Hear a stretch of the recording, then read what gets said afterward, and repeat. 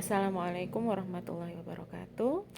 Nah, untuk pertemuan hari ini kita lanjut materi tentang teorema limit fungsi. Nah, nanti saya harap kalian juga masih mengingat materi pada pertemuan sebelumnya yang berkaitan dengan kriteria barisan untuk limit dan juga kriteria kedivergenan dari limit fungsi. Karena nanti berkaitan dengan apa yang kita pelajari hari ini. Nah, materi ini berkaitan dengan ini ya, penjumlahan dua fungsi, pengurangan dua fungsi, dan seterusnya. Dan kemudian dicari limitnya, apakah limitnya ada atau tidak. Nah, terlebih dahulu kita akan belajar tentang definisi lingkungan terbatas. Misalkan, himpunan A adalah himpunan bagian dari himpunan bilangan real dan C adalah titik kumpul dari A. Nah, definisi ini mengatakan F dikatakan terbatas pada lingkungan C. Jadi saya harap di sini kalian paham yang dimaksud lingkungan C. Lingkungan C itu kalau kita lihat di fungsi limit itu daerah yang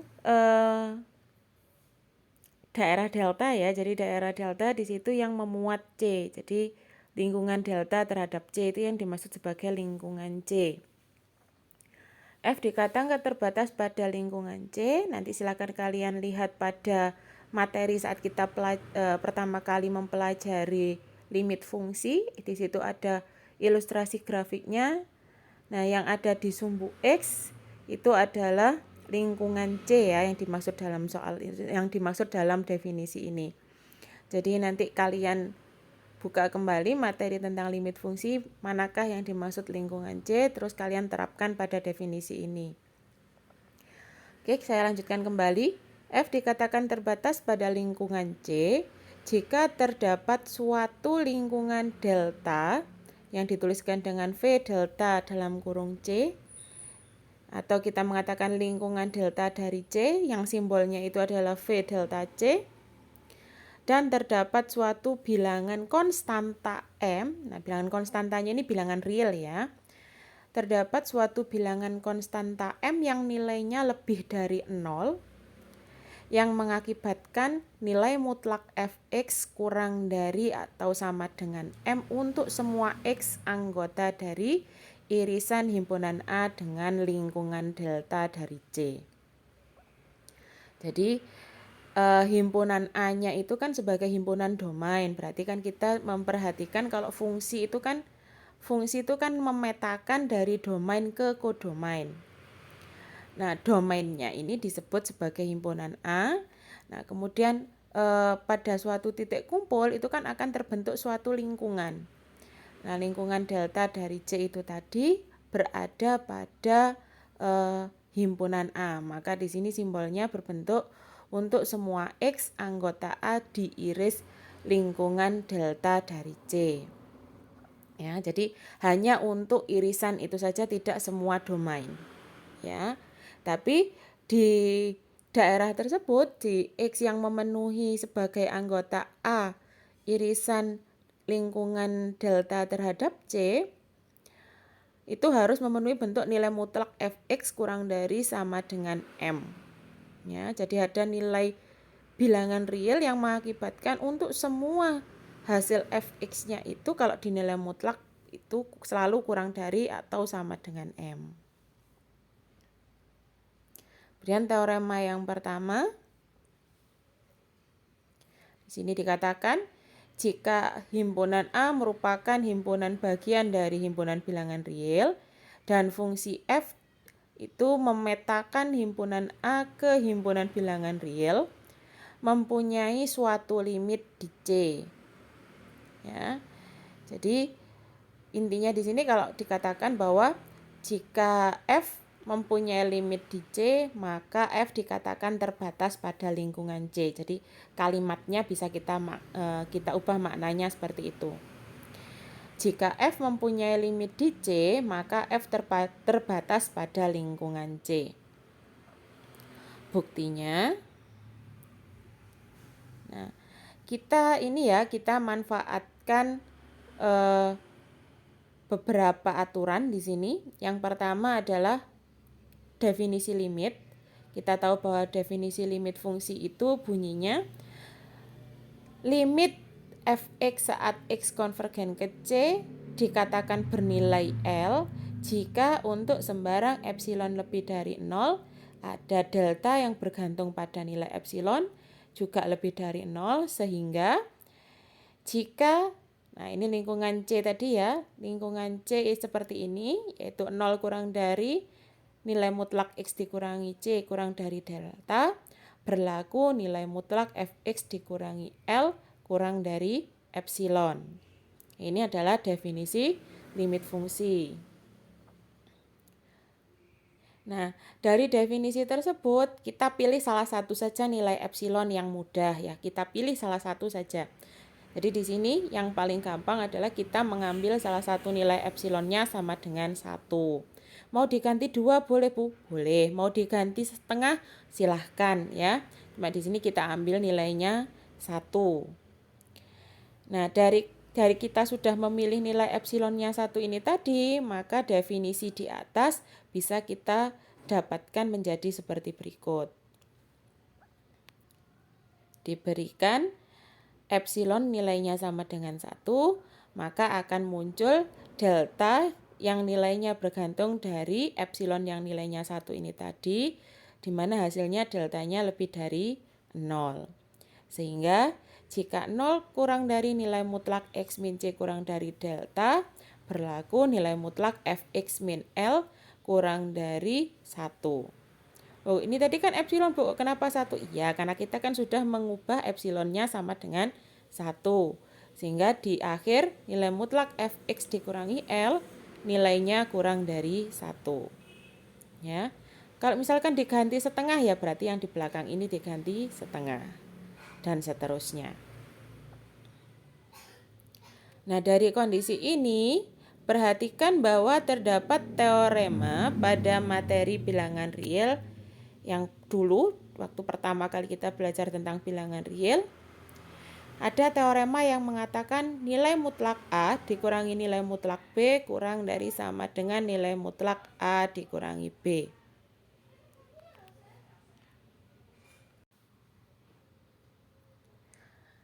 Nah, dengan menggunakan teorema ini, nah, kita nanti akan bisa memperoleh bentuk dari yang ini tadi. Kita ubah nilai mutlak Fx dikurangi L kurang dari 1. Kita konversikan dia ke teorema yang ini tadi, yang berwarna merah ini. Nah, dari sini kita dapatkan nilai mutlak Fx dikurangi nilai mutlak L kurang dari sama dengan nilai mutlak Fx dikurangi L. Jadi yang ada tambahannya kalau dari yang bentuk ini tadi kita taruh di depannya. Nah, di depannya bentuk apa itu tadi? Nilai mutlak Fx dikurangi nilai mutlak L.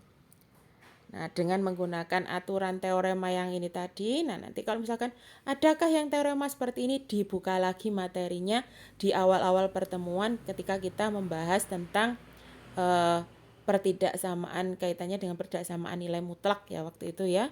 Berkaitan dengan bilangan real juga. Nah, jadi kita peroleh bentuk nilai mutlak Fx dikurangi nilai mutlak L kurang dari sama dengan nilai mutlak Fx dikurangi L kurang dari 1. Nah, dari pertidaksamaan ini, ya dari pertidaksamaan yang ini, kita coba kaitkan yang paling kiri dengan paling kanan, maka kita peroleh nilai mutlak Fx dikurangi nilai mutlak L kurang dari 1. Loh, kenapa kok tidak ada tanda sama dengan? Yang ada tanda sama dengan hanya berlaku pada nilai mutlak Fx dikurangi nilai mutlak L kurang dari sama dengan nilai mutlak Fx dikurangi L.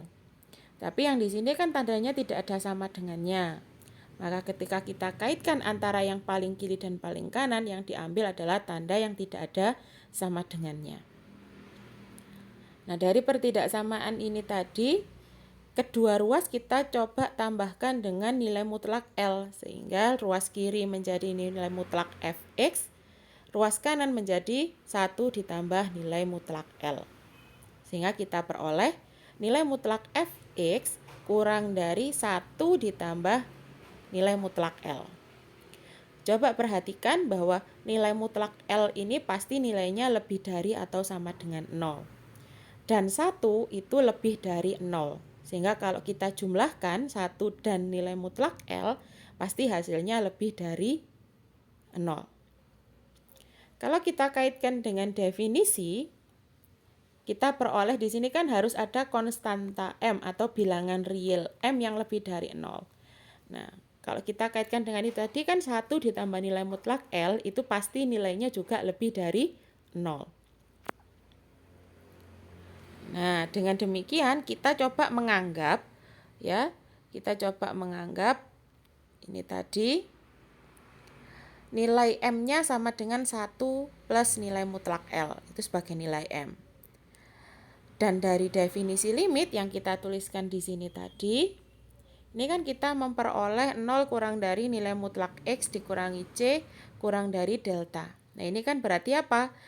X merupakan anggota dari A irisan V delta C. Jadi ini bentuk tulisan dari X anggota irisan A dengan lingkungan C ini tadi, ya ini tadi.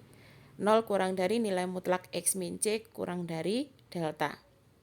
Berarti kalau dikaitkan dengan definisi, kondisi dari X anggota A irisan X anggota A diiris V delta C ada. Kemudian kita juga punya nilai M dan kondisi M-nya ini tadi juga lebih dari 0. Maka berdasarkan definisi lingkungan terbatas terpenuhi, ya. Jadi definisi lingkungan terbatas itu terpenuhi, di mana di sini kita bisa menuliskan ada suatu konstanta M sama dengan 1 ditambah nilai mutlak L, sehingga nilai mutlak Fx kurang dari 1 ditambah L untuk semua X anggota, hilang ya. Oke, saya lanjutkan lagi. Sehingga nilai mutlak Fx kurang dari 1 ditambah nilai mutlak L untuk semua X anggota A irisan V delta C. Dengan demikian dapat kita tunjukkan bahwa F terbatas pada lingkungan C. Jadi teoremanya benar. Ya. Ini terkait dengan teorema 1. Nah, sekarang kita masuk ke definisi yang kedua. Di sini masih belum masuk ke ininya ya, Bu Eka, ini ada salah tulis, harusnya ini bukan definisi limit penjumlahan. Bu Eka edit dulu.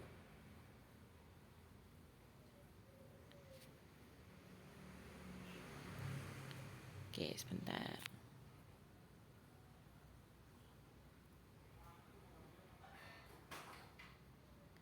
Ini tulisannya harusnya dihapus, yaitu bukan definisi limit penjumlahan tetapi definisi penjumlahan, pengurangan dan perkalian fungsi.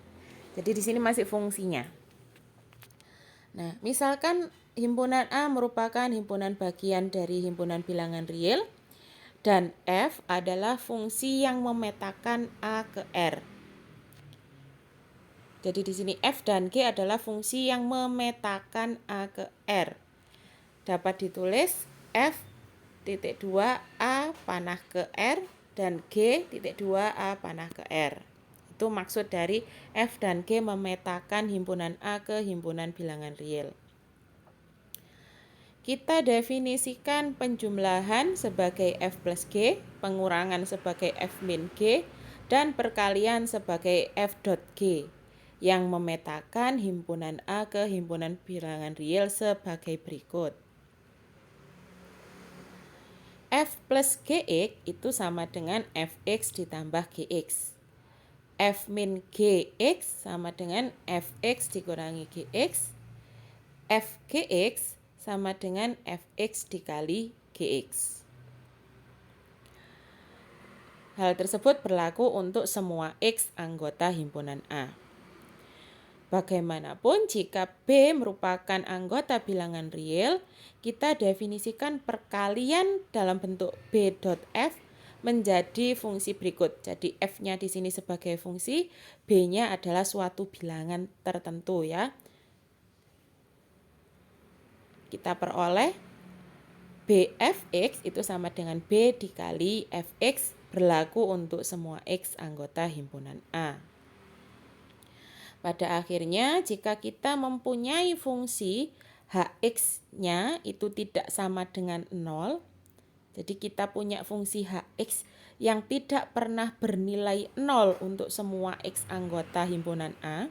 Jadi kalau X-nya kita substitusikan ke Hx, nilai Hx tidak pernah memuat nilai 0, maka dapat kita definisikan pembagian F per H menjadi fungsi berikut. Nah, menjadi fungsi F per Hx sama dengan Fx per Hx untuk semua X anggota A. Syaratnya apa? Nah, Hx tidak boleh bernilai 0. Ini ada yang tiba-tiba muncul, berarti belum Bu Eka edit ini ya, belum Bu Eka edit animasinya. Nah, nanti perhatikan dulu bagian atas ya. Nah, sekarang masuk ke teorema 2 yang berkaitan dengan limit penjumlahan, pengurangan, perkalian, dan pembagian fungsi. Ya, kalau yang tadi masih fungsinya saja bukan limitnya. Nah, sekarang masuk ke teorema limitnya. Misalkan A adalah himpunan bagian dari himpunan bilangan real. F dan G adalah fungsi yang memetakan A ke himpunan bilangan real. Dan misalkan C itu merupakan anggota bilangan real dan merupakan titik kumpul di A, serta misalkan B anggota bilangan real, maka kita peroleh jika limit Fx saat X-nya konvergen ke C itu ada, dan katakanlah nilainya adalah L, begitu juga dengan limit G saat X-nya konvergen ke C juga ada, yaitu katakanlah bernilai M, maka kita peroleh limit F ditambah G saat X-nya konvergen ke C bernilai L plus M. Kalau untuk pengurangannya, maka nilainya menjadi L min M. Untuk perkaliannya, maka menjadi L kali M. Nah, untuk B yang tadi bentuknya suatu bilangan merupakan anggota bilangan real yang dikalikan dengan suatu fungsi, maka limit dari B dot F saat X-nya konvergen ke C itu sama saja dengan B dikali L. Karena B di sini bukan fungsi melainkan suatu bilangan tertentu, sehingga B-nya tetap bernilai B. Nah, sekarang untuk yang bentuknya pembagian, katakanlah di sini ada H. Jika H merupakan fungsi yang memetakan himpunan A ke himpunan bilangan real, dan jika Hx tidak sama dengan 0 untuk semua X anggota A, jadi maksudnya Hx tidak pernah bernilai 0 ya, serta jika limit X konvergen ke C dari F itu sama dengan, maaf ini keliru ya, ini H ya harusnya ya, ini bukan F tetapi H. Oke, Bu Eka coba ganti dulu. Nah, ini bukan F, tetapi H ya di situ ya. Nah, nanti akan Bu Eka edit di PPT-nya, tapi untuk yang untuk bagian ini kita coret di sini dulu, nanti akan Bu Eka beri PPT-nya juga. Nah, jadi sini limit X konvergen ke C dari H bernilai H kapital, di mana H kapital tidak sama dengan 0. Maka kita peroleh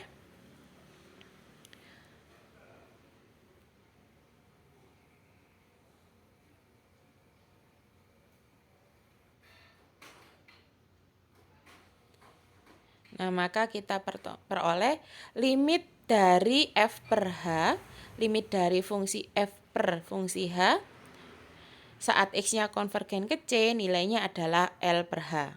Ingat syaratnya, Hx tidak pernah memuat nilai 0 untuk semua X yang disubstitusikan ke fungsi H, dan nilai limit dari fungsi H ini tadi itu tidak bernilai 0.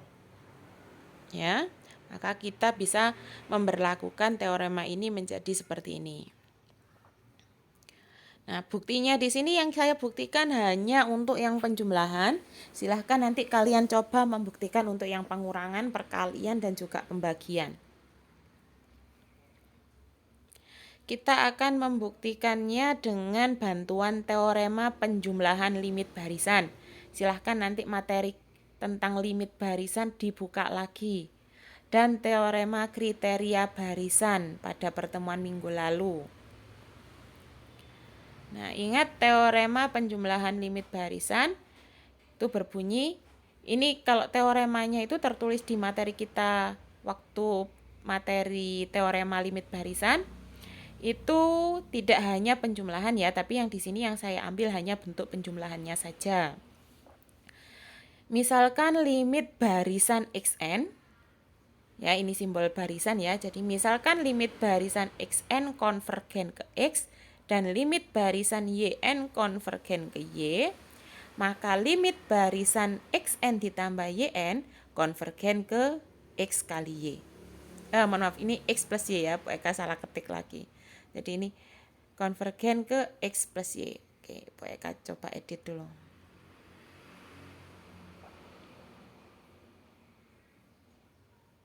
Jadi ini bukan konvergen ke xy ya, tapi konvergen ke x plus y ya, seperti ini. Kemudian untuk kriteria barisan itu mengatakan bahwa bentuk limit fungsi f yang bentuknya yaitu limit f saat x konvergen ke c sama dengan L itu ekivalen dengan pernyataan jika limit barisan xn sama dengan c, maka limit barisan, nah ini Bu Eka kurang memberikan tanda kurung di depannya ya, harusnya ada tanda kurungnya, nanti Bu Eka edit di PPT-nya. Maka limit barisan fxn, jadi di depan f ini ada kurung buka dan di belakang kurung tutup tambah kurung lagi. Maka limit barisan fxn itu sama dengan L. Jadi ini ekivalen dengan kondisi limit f sama dengan L. Berdasarkan teorema kriteria barisan untuk limit, yang ini tadi, jangan lupa ya, ini jadi nanti Bu Eka perbaiki dulu. Kalau di videonya tidak Bu Eka perbaiki, tapi nanti di PPT-nya Bu Eka perbaiki. Ini harusnya ada tanda kurung di depan f dan di belakang tanda kurung ini masih ada kurung tutup lagi.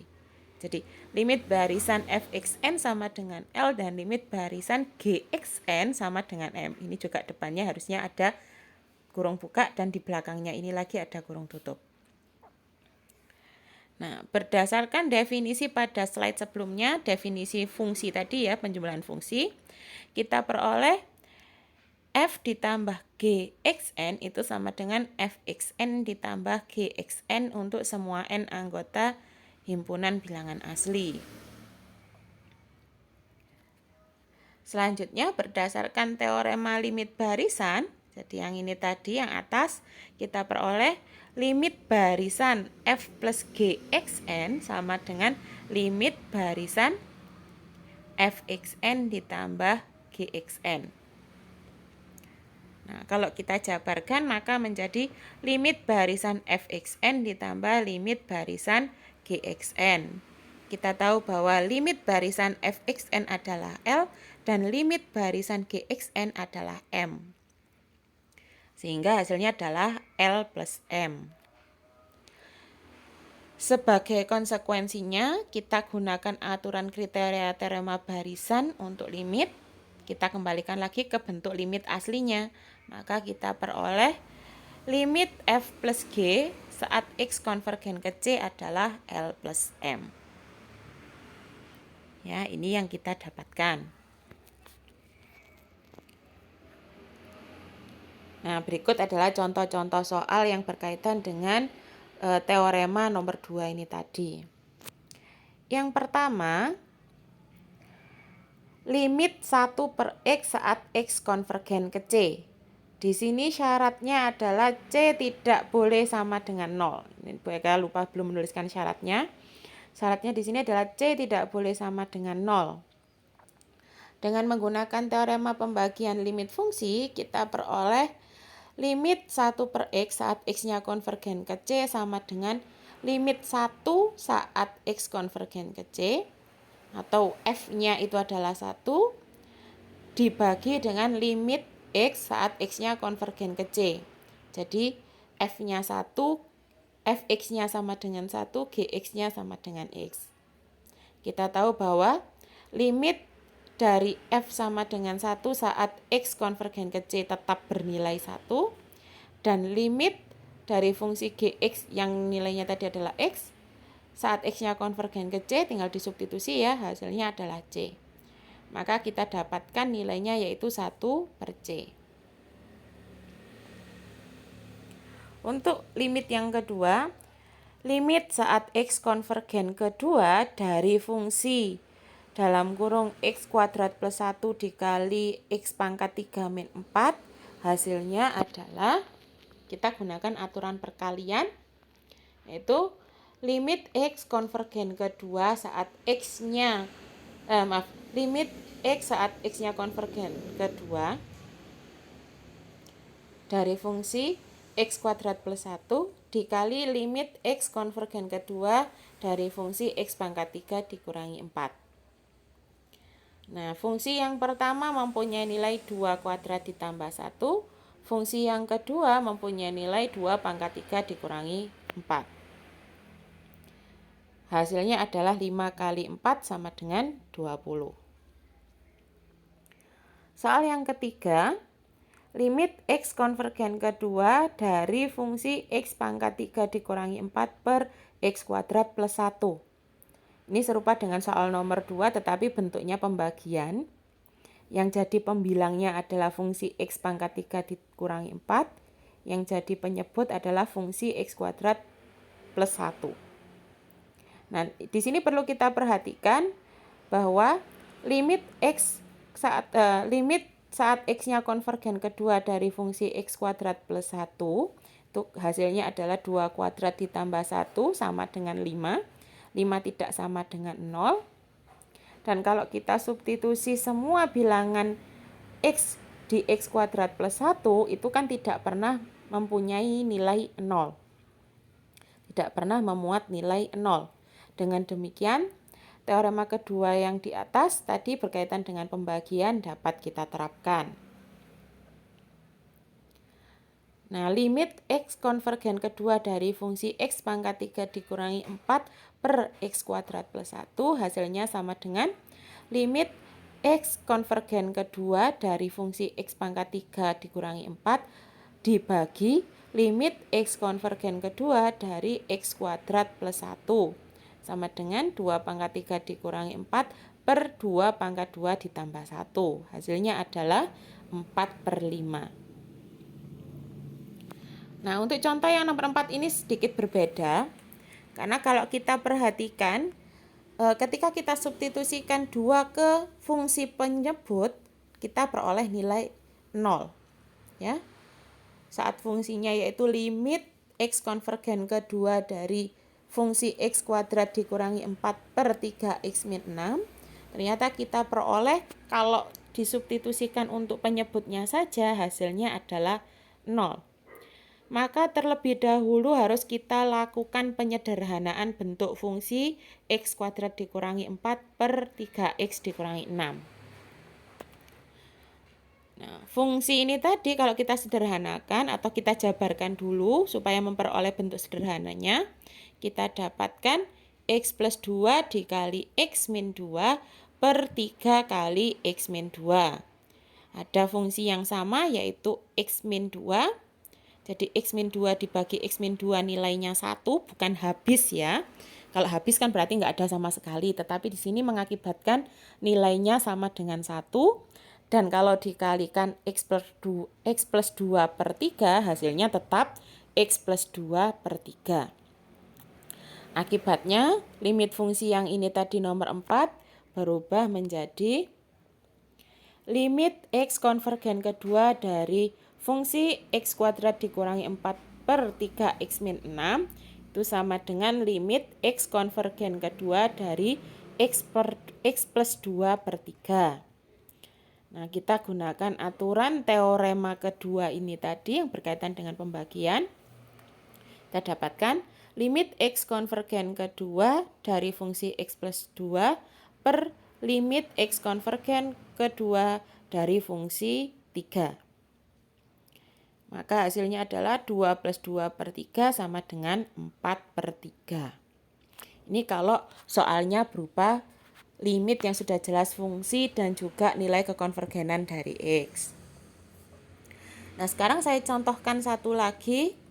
Nah, ini saya ambil dari soal latihan 4.2 halaman 116 nomor 9. Nanti kalian buka bukunya Pak Robert Bartel ya. Misalkan F dan G terdefinisi di himpunan A ke R. Artinya apa? Ini sama saja dengan kalimat F dan G dipetakan dari himpunan A ke R. Dan C adalah titik kumpul dari A. Pertama, tunjukkan jika limit F dan limit F plus G ada, maka kita harus menunjukkan bahwa limit G ada. Yang kedua, jika limit F dan limit F kali G ada, apakah limit G juga ada? Ini yang masih kita pertanyakan, ya. Nah, perhatikan prosedur jawaban di bawah ini. Untuk bagian yang A, perhatikan bahwa fungsi G dapat kita peroleh dari fungsi F plus G yang dikurangi fungsi F. Nah, berdasarkan soal diketahui bahwa limit F dan limit dari F plus G itu ada nilainya. Nah, sekarang kita misalkan bahwa limit F saat X-nya konvergen ke C itu bernilai A, dan limit dari F plus G saat X-nya konvergen ke C itu bernilai B. Dengan menggunakan teorema limit, teorema yang kedua ini tadi ya, yang berkaitan dengan pengurangan, maka kita peroleh limit G saat X-nya konvergen ke C sama dengan limit dari fungsi F plus G dikurangi F saat X-nya konvergen ke C. Kita peroleh bahwa menggunakan aturan pengurangan maka kita dapatkan limit F plus G saat X-nya konvergen ke C dikurangi limit F saat X-nya konvergen ke C. Karena limit F plus G saat X-nya konvergen ke C adalah A dan limit F saat X-nya konvergen ke C adalah B, maka kita peroleh hasilnya adalah A min B. Jadi, kan kita sudah menemukan bahwa limit G saat X konvergen ke C bernilai A min B.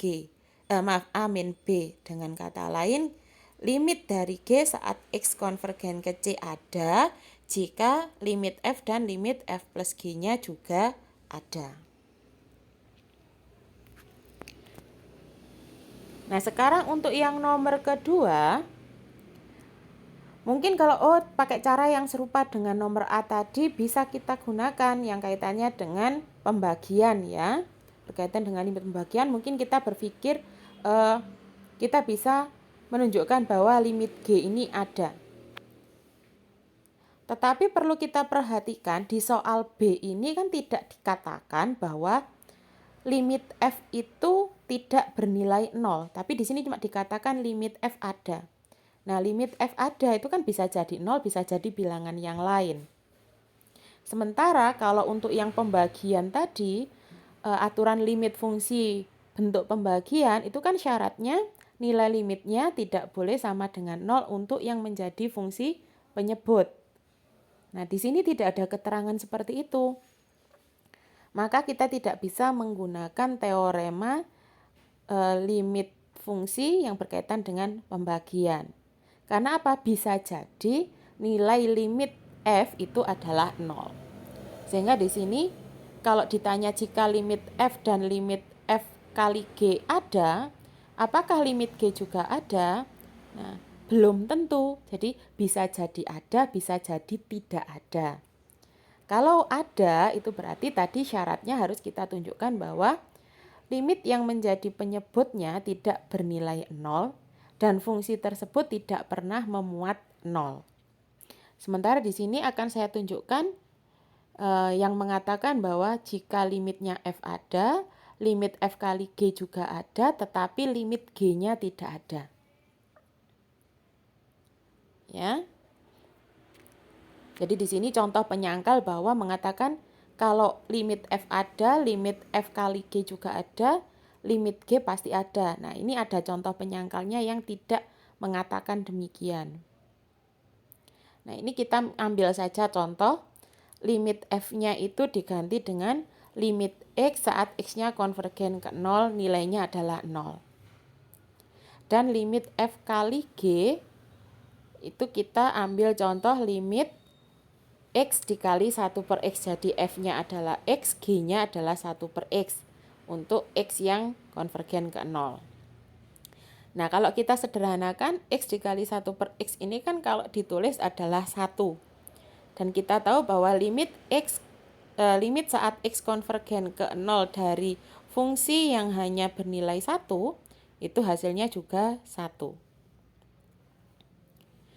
Nah, di sini kalau kita perhatikan, kita tahu bahwa G itu kan dapat dibentuk dari F kali G per F. Ya, sehingga limit G saat X konvergen ke C itu sama dengan limit F kali G per F saat X konvergen ke C. Kemudian kita substitusikan tadi, F kali G-nya berbentuk X kali 1 per X, F-nya berbentuk X. Sehingga kita peroleh hasilnya G sebagai limit 1 per X saat X-nya konvergen ke 0.